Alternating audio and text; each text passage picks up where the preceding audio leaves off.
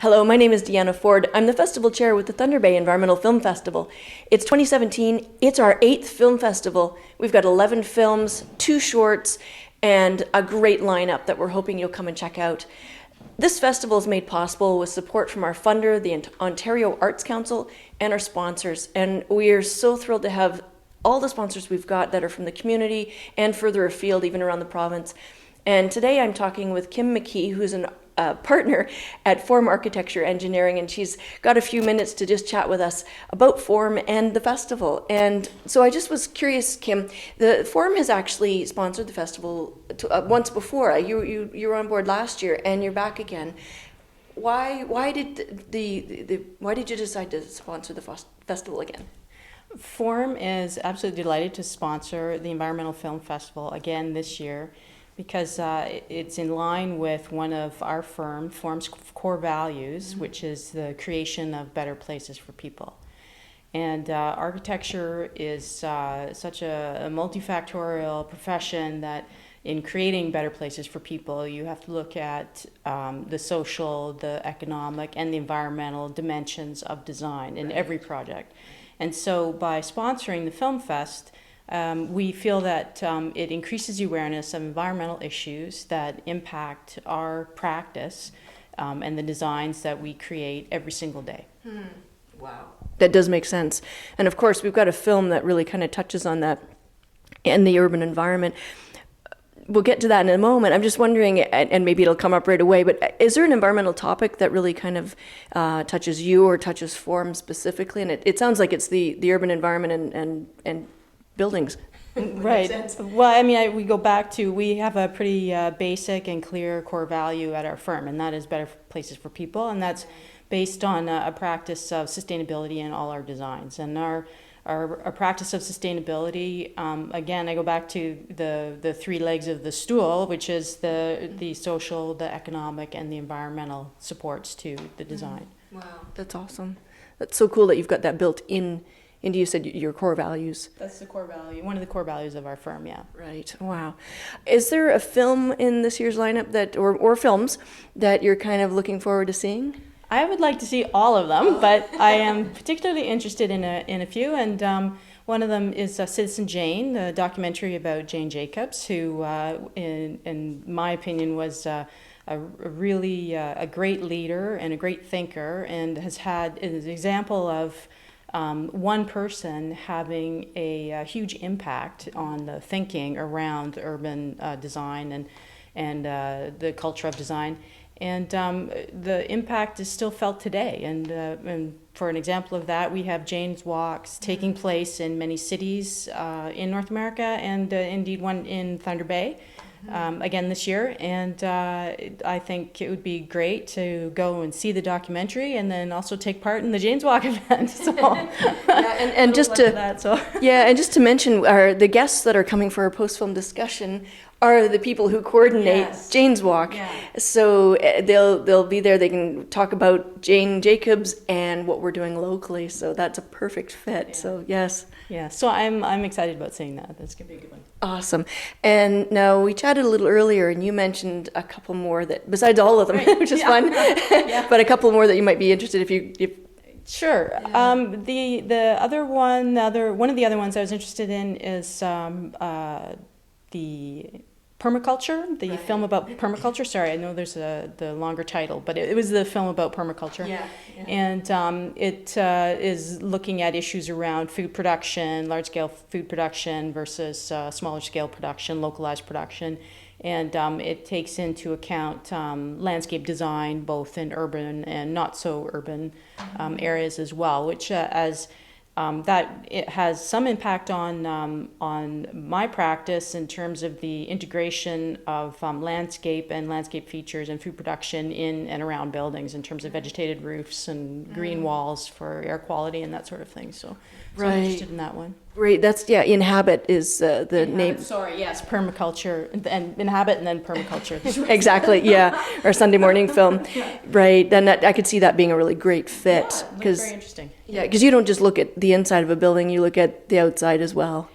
Yeah, well, if you want, you have to take into account certain design elements if you're going to have a vegetated roof or include a green wall, a living wall into your space for in terms of using that for air quality and air cleaning and that sort of thing. So there's definite strategies that you have to keep in mind to integrate that feature into your building, in and around your building. So. Right, you can't just toss up a wall and toss some dirt at it. A little bit of planning. It's not easy, we're good. I mean, that's why we bring you in. Yeah, hopefully. Right.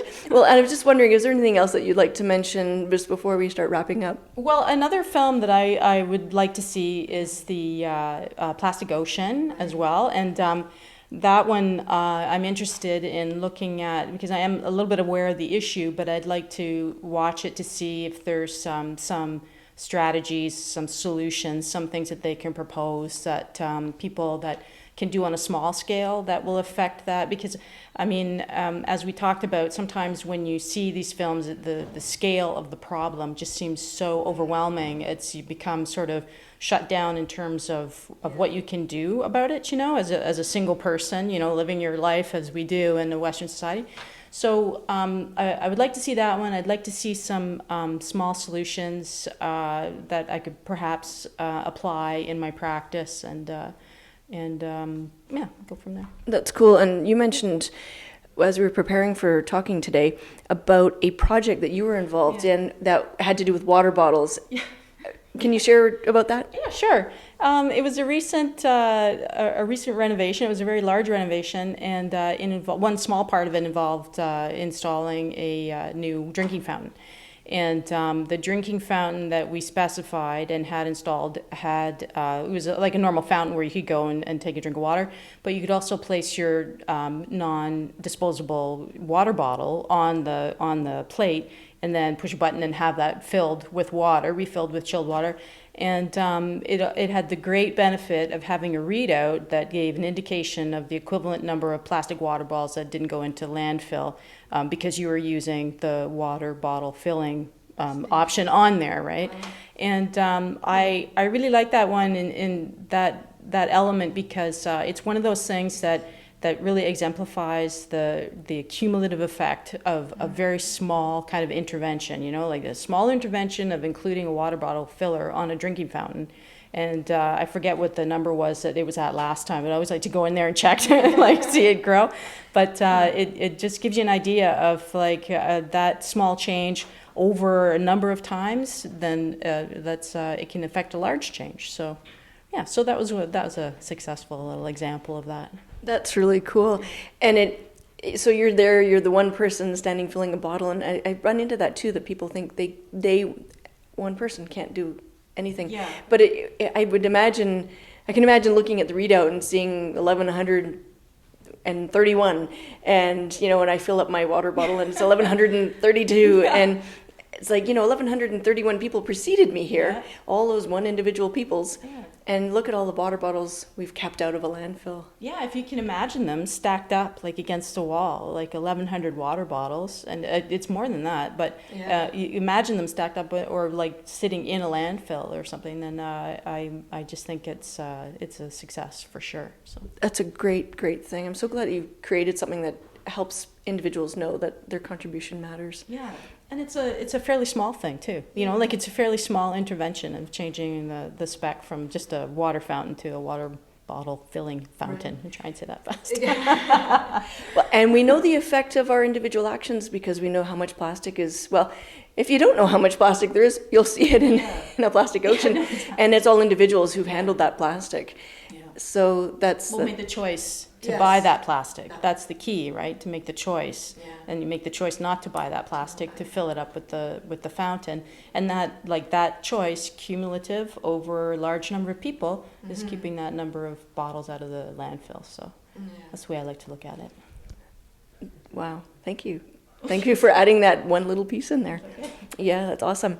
Well, thank you so much for taking the time to chat with me today. I appreciate it. And thank you to Forum Architecture Engineering for sponsoring the festival again. I want to tell everyone that the film festival runs April 19th to the 23rd. It's Wednesday through Sunday, Wednesday night, Thursday night, Friday night, all day Saturday, and much of Sunday.